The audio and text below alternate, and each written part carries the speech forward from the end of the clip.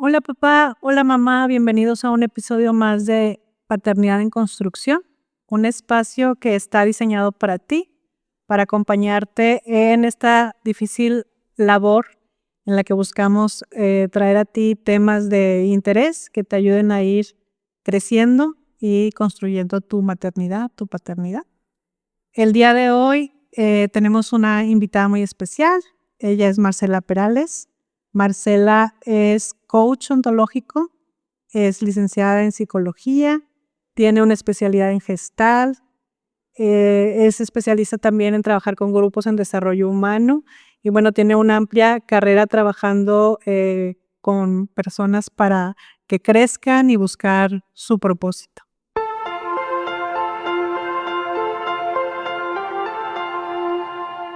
Bienvenida, Marcela. Hola Tania, buenos días, gracias por tu invitación. Un placer estar aquí. Pues un gusto tenerte para poder conversar y de esas conversaciones que ya hemos tenido, ¿no? Sobre crecimiento y sobre maternidad y paternidad también. Así es. Y bueno, Marcela, cuéntanos un poquito qué es lo que te llevó a dedicarte a lo que te dedicas. Precisamente mi maternidad, es decir, yo empiezo a conocer el desarrollo humano en el año 2002, hace ya 23 años, motivada por una crisis personal y en ese tiempo mis chicos tenían 11, 8 y 5 años. Entonces me motiva a trabajar en mí porque yo estaba atravesando por una crisis emocional bastante fuerte y como parte de mi responsabilidad como mamá, fue relevante para mí el hacer esta conciencia de yo tengo que estar bien para que ellos estén bien, para seguirlos acompañando. Entonces, a partir de ese primer encuentro con el desarrollo humano, que era un taller de desarrollo humano que llevé durante 2 años y medio, a partir de ese momento empiezo a hacer conciencia precisamente de la relevancia de trabajar en mí. ¿Por qué? Porque me di cuenta que la maternidad, la paternidad, es como el contexto emocional donde crecen los hijos. Entonces, si lo hablamos en términos de agricultura, es como la tierra, somos como la tierra para que la semilla crezca. Entonces, si la tierra no está bien, entonces la semilla no va a abrir bien, a echar raíces bien, en fin, ¿no? Entonces, eso fue lo que en inicio me motivó. Obviamente, pues soy mamá, ya lo dije, soy mamá de tres hijos, actualmente ya son adultos, pero ese fue mi primer acercamiento al desarrollo humano y después ya empezar a dedicarme a esto. A la búsqueda de respuestas, ¿verdad? A la búsqueda de respuestas y encontré más preguntas, porque luego también, Sí. obviamente, uno va creciendo junto con sus hijos. Entonces, dice una buena amiga, cuando encuentro las respuestas me cambian las preguntas. Entonces, el que esto haya sido y es aún, porque digo, son adultos y pues los sigo acompañando de alguna manera, estando ahí para ellos, ya están haciendo sus vidas los tres. Sin embargo, ese acompañamiento como madre de familia, con los retos que esto representa, pues ha sido relevante para mí el trabajar en mí misma para poder desarrollar esta bonita etapa de mi vida. Sí, y bueno, viene también como, yo creo que como mamá, como papá nos encontramos con este choque sobre la romantización que se da al ser mamá, ¿verdad? Que todo es perfecto y esta parte muy bonita de traer un bebé y esta parte de cómo es, hasta lo ves en fotografía y en video, ¿verdad? Se antoja bastante. Exacto, Se de que antoja dices, qué bastante. bonito es eso, pero pues por eso viene este término de cómo se romantiza Así la es. maternidad, ¿verdad? Y que esa romantización, entiéndase que claro, tiene aspectos muy hermosos, la maternidad lo ha tenido para mí, pienso que para ti en tu experiencia como mamá y seguramente para cada una de las personas que nos están acompañando el día de hoy, tiene una parte muy hermosa y también es un desafío. Alguna vez me preguntaron qué significaba para mí la maternidad y yo digo bendición y desafío a la vez, porque sí ha sido un trabajo desafiante con todo lo que conlleva y con todas las situaciones diferentes que cada padre y madre de familia pueda tener. Entonces, quedarnos con la parte bonita, con la parte sublime. Hay veces que yo converso con mamás, que doy talleres específicamente para madres y padres de familia y conversamos tantas cosas que no se ven, que no se cuentan. Desde el no, o sea, me traen al bebé en la maternidad y no sabía qué hacer, o sea, no sé cómo criarlo, no sé qué voy a hacer. Entonces empiezo en un conflicto personal pues me dijeron que era lo máximo y que yo iba a saber qué hacer y realmente no es así. Uno va aprendiendo y construyendo su maternidad, sobre todo eso.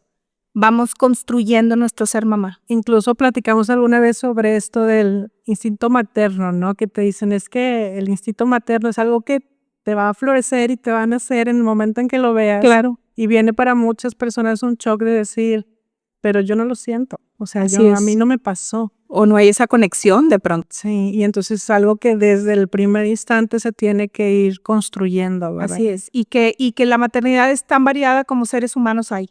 Así es. O sea, cada quien va a experimentar el hecho de que tú hayas trabajado en ti misma antes de ser mamá, pues hay que saber que cuando nace tu ser mamá, nace junto con tu hijo. Entonces, vas a conocer y experimentar cosas que jamás en la vida habías experimentado y que de pronto no sabemos qué hacer con ellas y claro, es natural no saber qué hacer con ellas. O sea, ¿por qué? Porque nunca lo había experimentado, no sabía, no me conocía en este ámbito de la vida. Entonces, al no conocerte, pues por eso hablamos de esta construcción constante de una maternidad. Sí. Y bueno, el reconocer lo difícil también, ¿verdad? Porque a veces pues no puedo aceptar que esto me está costando trabajo, que esto no es tan sencillo como lo imaginaba.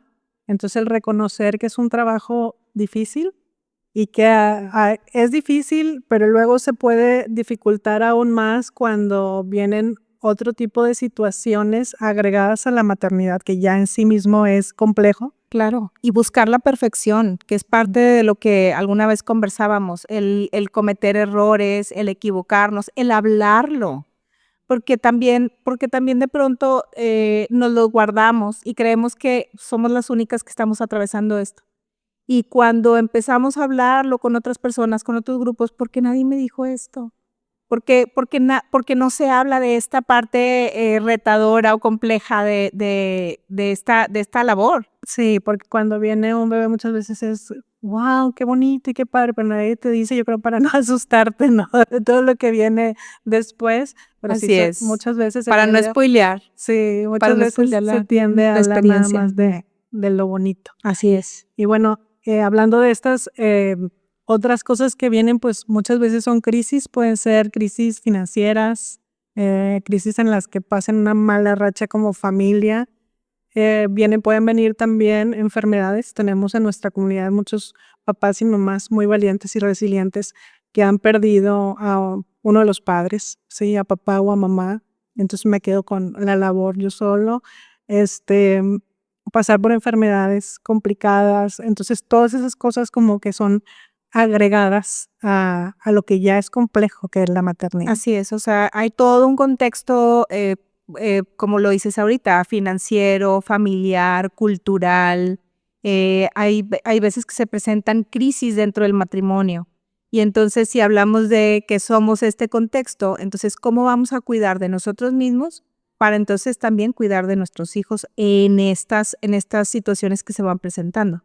Tenemos, por ejemplo, en términos de crisis financieras, cuando de pronto quizá alguno de ustedes lo ha experimentado, papá o mamá pierden el trabajo y entonces hay una desestabilización económica de la familia. Entonces, ¿cómo yo voy a trabajar en mi propia seguridad para entonces darle seguridad a nuestros hijos? ¿Cómo yo voy a trabajar, por ejemplo, en una cuestión, en una crisis como el divorcio? ¿Cómo voy a trabajar en mí para entonces poderme relacionar con la persona que fue mi pareja? Porque vamos a seguir siendo padres de familia toda la vida. Entonces, ese trabajo personal para seguir siendo esa estabilidad que los hijos requieren, pues para seguir creciendo. Sí, que jugamos muchos roles en la vida, ¿verdad? Y entonces, ¿cómo no soltar tan importante? Así es. Y cumplir con todos los demás y buscar equilibrar todas nuestras esferas, ¿no?, de bienestar. Así es. Buscar equilibrar un poco la vida. Y igualmente a veces el traer otro hermanito a la casa. Sí. Yo digo, es como cuando estamos cuando los equilibristas, ¿no? o las personas que están, los malabaristas más bien, que tienen las pelotas en el aire y entonces de repente se te cae una, de repente incluye eso a una cuando viene un nuevo hermanito, y entonces se genera un caos y entonces hay que estar también prevenidos. Una parte muy importante acerca de algunas crisis que sí podemos prevenir, como lo es la maternidad cuando ya viene otro hermanito. Entonces hay crisis que no vamos a poder prevenir. Hay crisis, por decir, una pérdida de un trabajo, la pérdida de un ser querido, van a ser crisis espontáneas. Entonces vamos a tener que estar trabajando sobre lo que está pasando en el momento y algo muy importante, es un día a la vez. Sí. Es muy importante, de verdad, porque a veces cuando viene una situación crítica y se presenta de manera espontánea, de pronto la mente nos agolpa toda la situación y lo que va a pasar y entonces empezamos y nos generamos más estrés a nosotros mismos. Entonces el vivirlo también, estas situaciones un día a la vez, va a ser sumamente relevante. Ahorita que dices un día a la vez, pienso en el ser compasivo con uno mismo, ¿verdad? Y para ser compasivo con uno mismo tienes que poder primero reconocer qué relación tienes contigo mismo. Así es. Y para eso hay que conocerse. Para eso hay que conocernos, sí, y es todo un proceso. Es decir, el conocernos, yo diría, este término de autoconocimiento no es algo estático, lo decíamos hace ratito. Es decir, cuando yo me puedo conocer en mi soltería y luego después como ya siendo pareja, pues voy a empezar a conocer a mi ser mamá y cómo es esa construcción de ser mamá. Entonces no es algo estático, estamos autodescubriéndonos constantemente porque inclusive como ser humano, ahorita que hablábamos acerca de los roles, pues como hija de mi madre experimento algunas cosas, como hermana de mis hermanos experimento otras cosas, como pareja experimento otras cosas, en mi ser laboral experimento. Entonces es un constante autodescubrimiento porque no somos de cierta manera, sí tenemos una personalidad, sí hay ciertas cosas que marcan y determinan de alguna manera nuestras maneras de actuar, nuestros hábitos, etcétera. Sin embargo, estamos en constante cambio, aunque a veces no lo notamos. Entonces, empezar a trabajar en nosotras para conocer nuestras emociones, que no es nada sencillo. Cuando ya hablamos de un proceso en el que empezamos a conocernos y a decir, ¿y cómo me siento? Pues no lo sé. ¿Quién nos da información? El cuerpo. Sí. El cuerpo, nuestras relaciones, inclusive nuestra manera de respirar también nos está dando información acerca de nuestras emociones, que no sabemos reconocerlas, somos bastante ignorantes acerca de todo esto. Sí. Sí, como que ahorita ya los niños en la escuela y en casa también traen más información, incluso a veces que algunos adultos, ¿verdad? De toda esta gestión de emociones, desde el reconocimiento de emociones, así como cómo se siente en el cuerpo estar enojado, cómo se siente en Totalmente. el cuerpo estar triste y no rechazarlo tampoco, ¿verdad? O sea, esa parte de me reconozco enojado y hago el switch para ya no estarlo Claro, porque todavía está este estigma de las emociones de buenas y malas, que a lo mejor puede ser que los niños ya no lo tengan, pero los adultos a veces seguimos creyendo que hay que estar siempre de una misma manera para estar bien. Claro, traemos un bagaje cultural que nos dijo cosas acerca de las emociones sin decirlo. Es decir, frases como el que se enoja pierde, ¿para qué lloras? Pero ¿de qué te sirve estar triste? No tengas miedo.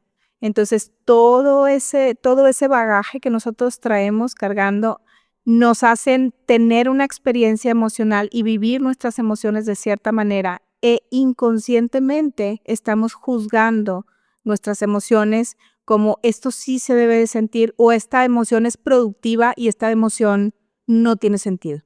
Entonces, por eso precisamente es la invitación a trabajar en nosotros mismos para aprender a reconocer primero nuestras emociones, para saber qué juicios o qué ideas tenemos acerca de nuestra experiencia emocional, qué crecimos aprendiendo, es decir, qué pasaba conmigo, por ejemplo, qué pasaba contigo cuando de pequeño o de pequeña te enojabas, qué pasaba cuando sentías miedo.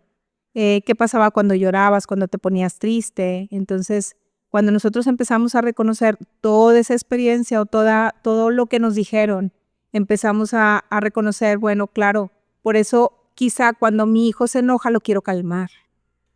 y lo pongo a respirar para que se calme en vez de preguntarle qué es lo que requiere y qué necesita, para que haga contacto consigo mismo, ¿no? O sea, tampoco es que se le aliente a que sea violento, Claro. ¿no? Sino que reconozca qué es lo que necesita. Pero si no lo he hecho yo conmigo, entonces difícilmente voy a poder acompañar a mi hijo, como decías ahorita. A veces los niños ya están trayendo mucho más información acerca de esta parte emocional, de sus emociones. ¿Por qué? Porque hoy los colegios, las escuelas están mucho más preocupados por esto. Entonces, a mí me ha tocado visitar escuelas en donde tienen ya como todas estas figuras de emociones y a los niños se les invita a decir cómo vienes hoy. Y el mismo niño desde el kinder empieza a señalar, me siento así, vengo así, con las caritas. Entonces eso es muy importante que nosotros también estemos a la par como padres de familia para poderlos acompañar en esto.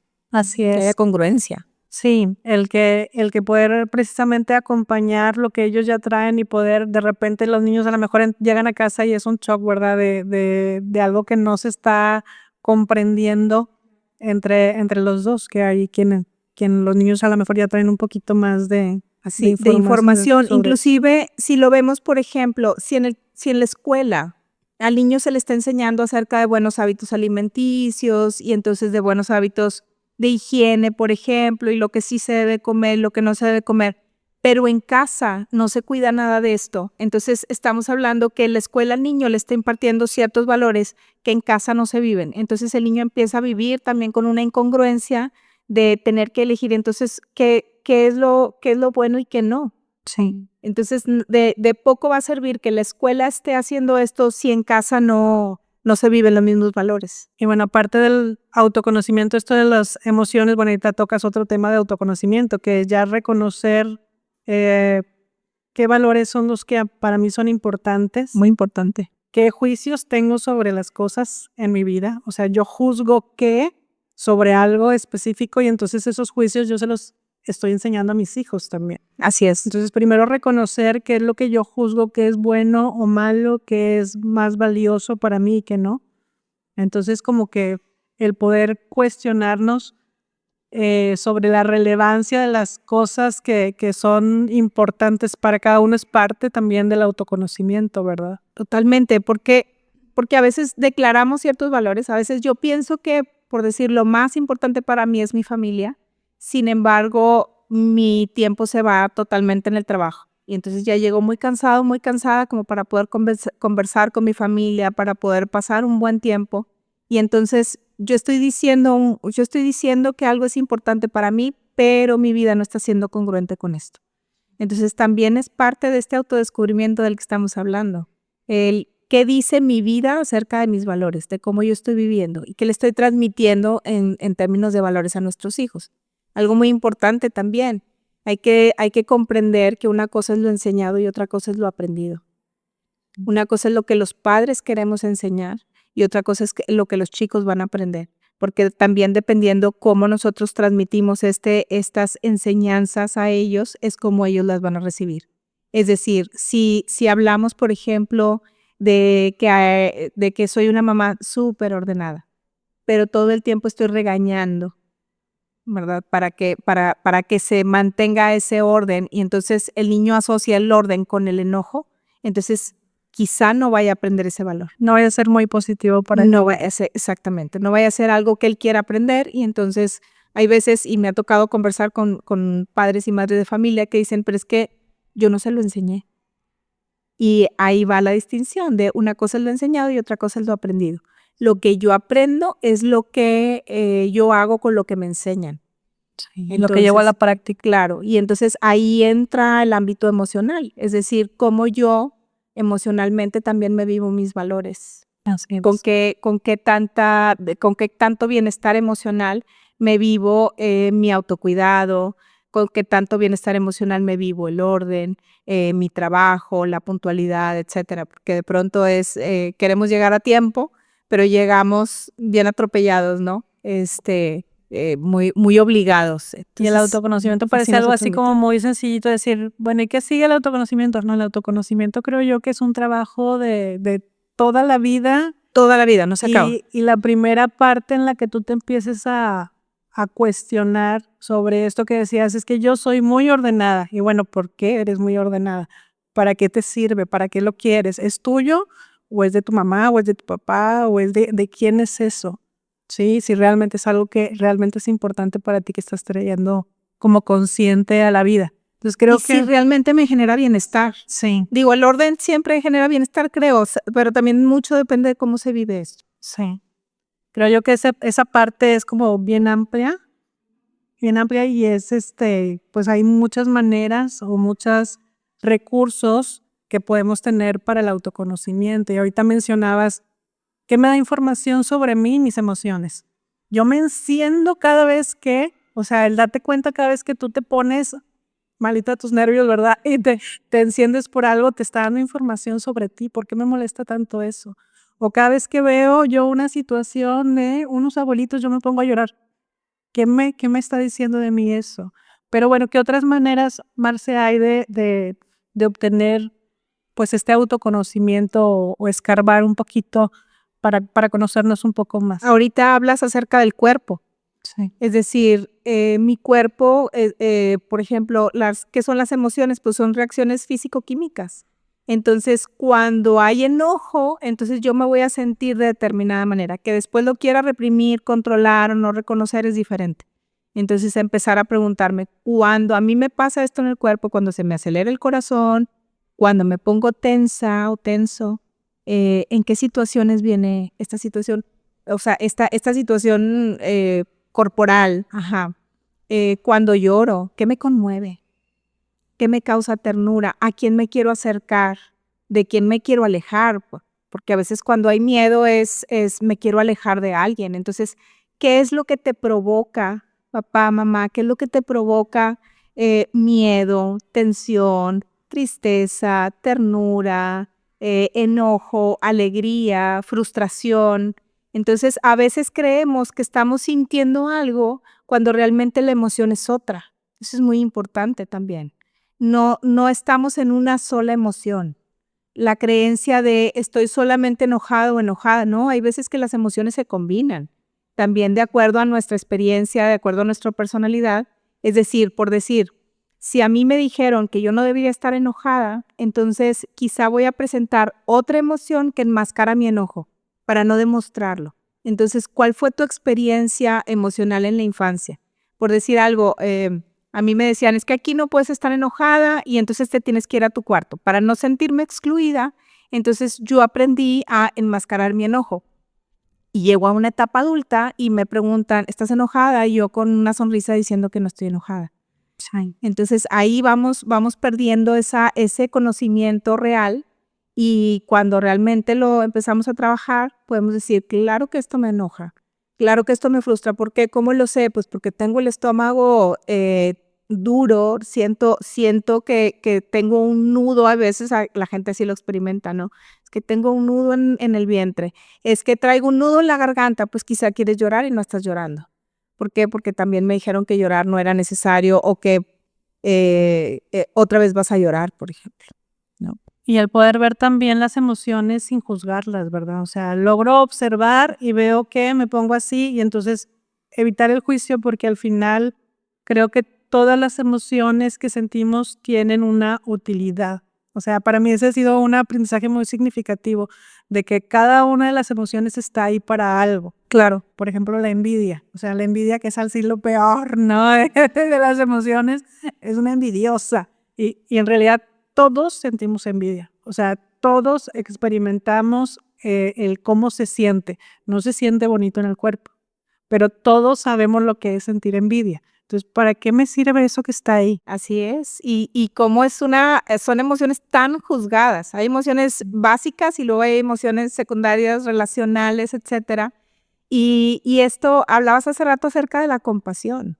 Sí. Que definitivamente cuando vamos descubriendo en estos procesos, oye, de pronto siento envidia, de pronto siento celos, ¿de dónde viene? ¿Qué aprendí yo acerca de eso? Porque luego también hasta es pecado, pude haber aprendido que sentir eso es pecado y entonces lo reprimo y el riesgo con reprimirlo no solamente es que otros no se den cuenta, sino que hay veces que yo misma no me doy cuenta de lo que estoy sintiendo. Sí. ¿Por qué? Porque vamos poniendo capas, vamos como enterrando todo eso. Entonces, cuando esto sucede, dejamos de conocernos. Entonces, todas las emociones están ahí para algo. Inclusive hay emociones como la culpa, por ejemplo, que tienen mala fama.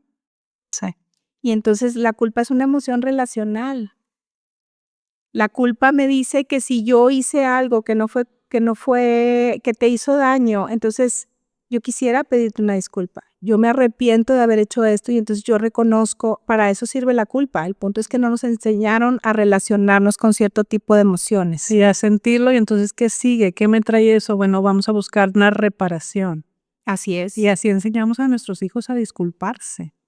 Y O asumir sea, una cuando responsabilidad, yo puedo claro. sentir culpa y me hace asumir me equivoqué, Así es. hice mal, voy, ofrezco una disculpa, estoy enseñando a mi hijo a sentir culpa, aceptarla, Así es. reparar, ofrecer una disculpa. Y a ser responsable acerca de algo que hicimos y reconocerlo sobre todo. Entonces, también algo muy importante es reconocer qué me pasa a mí con las emociones de otras personas. Ese es un gran ámbito de qué me pasa a mí, qué pasa conmigo cuando yo veo a alguien que se enoja conmigo, qué pasa conmigo cuando alguien está llorando delante de mí, qué pasa conmigo cuando mi hijo está haciendo un berrinche, por ejemplo. O cómo llora, ¿verdad? A mí me pasa con mi hija que está llorando de repente y hay un llanto que a mí me mueve. O sea, cuando grita, siempre yo pues, así como que puedes sentirte muy mal, pero no grites. ¿Qué pasa conmigo con los gritos, verdad? Es más bien voltear a ver y ver qué pasa, porque a mí me mueve eso, ¿verdad? ¿Y en qué contexto? Porque si es dentro de la casa pasará una cosa, pero si es en público pasa otra. Entonces también eso nos está dando constantemente información acerca de nosotros y el De nuestra poderlo reconocer, maternidad. claro. Es decir, el poderlo reconocer qué está pasando conmigo cuando a mi hijo le pasa qué cosa, cuando a mis hijos les pasa qué cosa, cuando entre ellos se pelean, cuando hay más de un hijo, cuando entre ellos se pelean.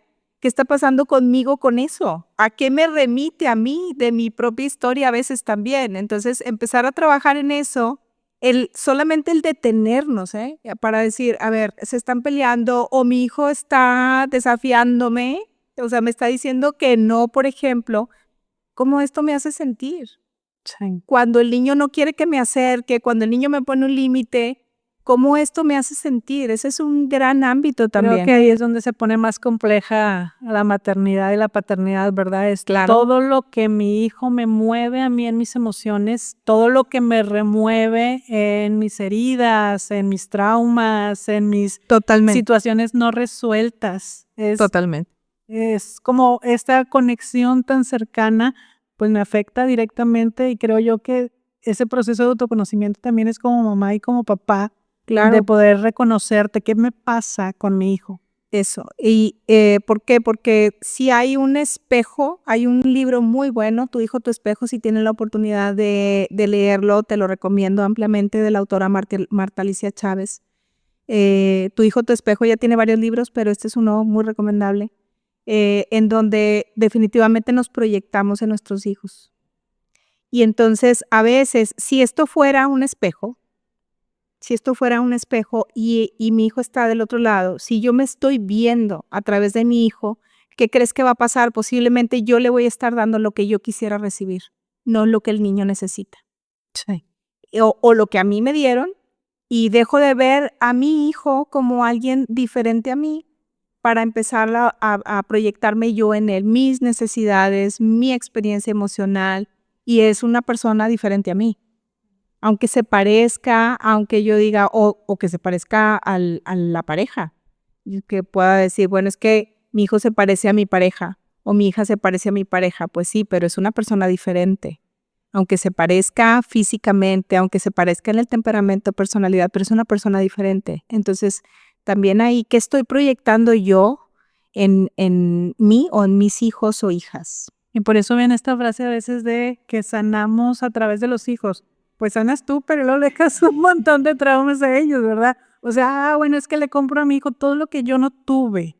Sí, y entonces que no le falte nada.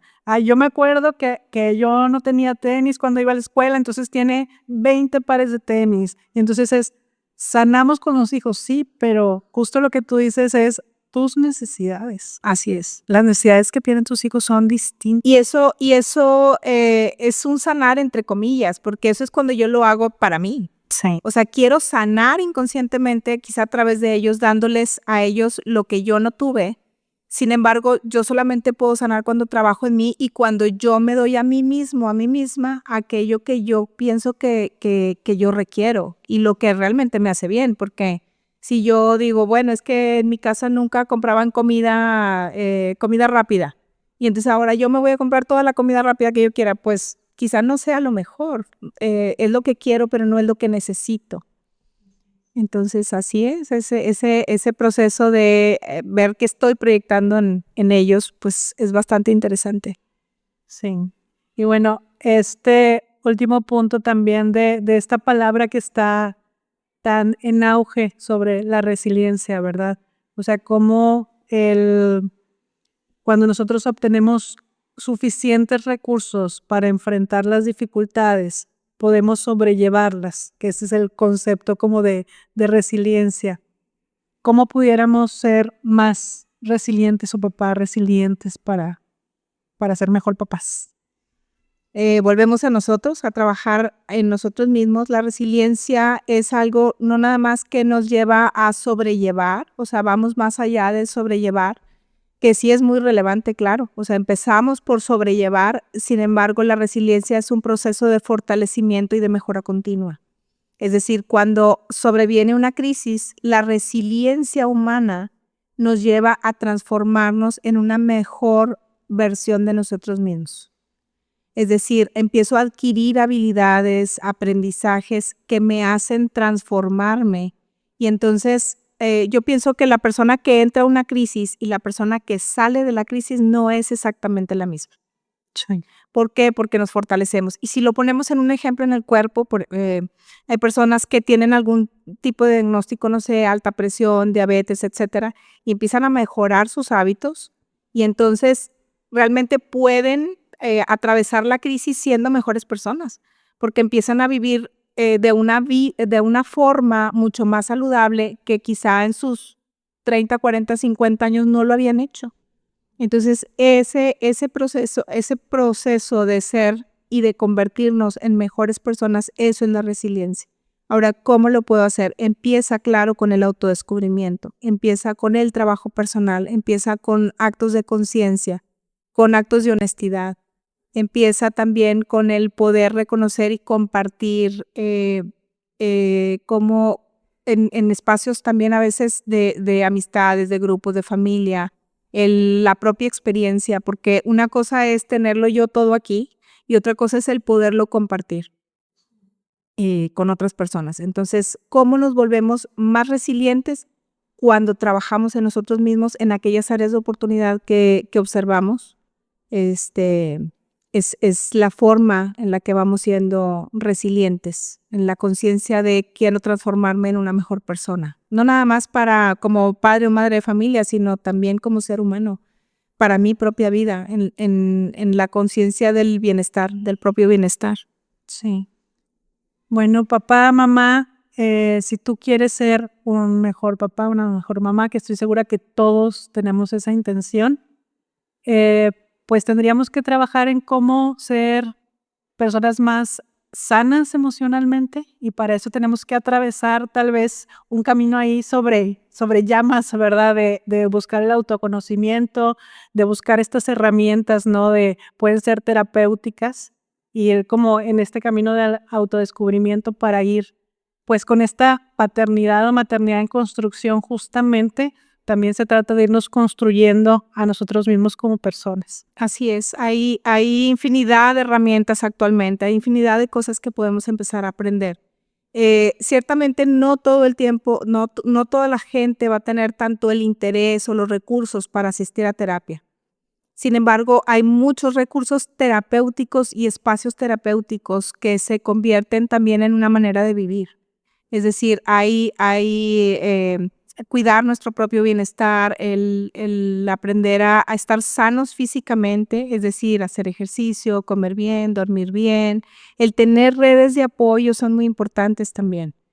Sobre todo, a veces hay familias monoparentales que enfrentan este también desafío, en donde la red de apoyo se convierte en algo bastante relevante, porque cuando tenemos trabajo en equipo, como papá, mamá, y estamos juntos, llevando a cabo esta labor de la paternidad, pues se está viviendo en un contexto, ¿no?, de pareja. Sin embargo, no todo el mundo tiene esta realidad. Entonces, las redes de apoyo se convierten en algo bien, bien relevante. Pues tener esa conciencia y buscar espacios terapéuticos en estas redes de apoyo. El descanso es muy importante, la desconexión a veces de el trabajo para poder realmente descansar, irnos a otros espacios, buscar, conversar, escuchar, ser escuchados, escuchar a otras personas y escucharnos, buscar podcasts, libros, grupos de padres de familia también. Y también buscar especialistas como tú, Marce. Si nos puedes compartir tus redes, ¿cómo vienes en Insta? Así es, estoy como Marce Perales AG en Instagram, y pues si requieres algo, pues Miss Tania tiene mis datos. Si requieres algo, con mucho gusto te acompaño. He acompañado en distintos espacios, tanto individuales como grupales. Desde mi experiencia también personal, conozco pues la relevancia de esta maternidad, paternidad y estarla construyendo todo el tiempo. Pues muchas gracias por estar con nosotros, Marce. Es un placer. Creo que este tema es algo que no hablamos de manera cotidiana y creo que es muy, muy importante y muy relevante para cada uno de nuestros papás de la comunidad de CIMA. Y bueno, papá, mamá, te agradezco mucho por estar aquí. Te agradezco tu tiempo y tu interés y que te sigas reconstruyendo cada día para ser un mejor papá y una mejor mamá. Si te gustó este episodio, compártelo, envía a tus amigos o a quien creas que esta información le puede servir. También, si hay algún tema de tu interés, nos puedes escribir, nos puedes comentar, nos puedes seguir. Entonces, pues muchas gracias. Mi nombre es Tania Ramírez, soy mamá, soy maestra y nos vemos pronto. Gracias.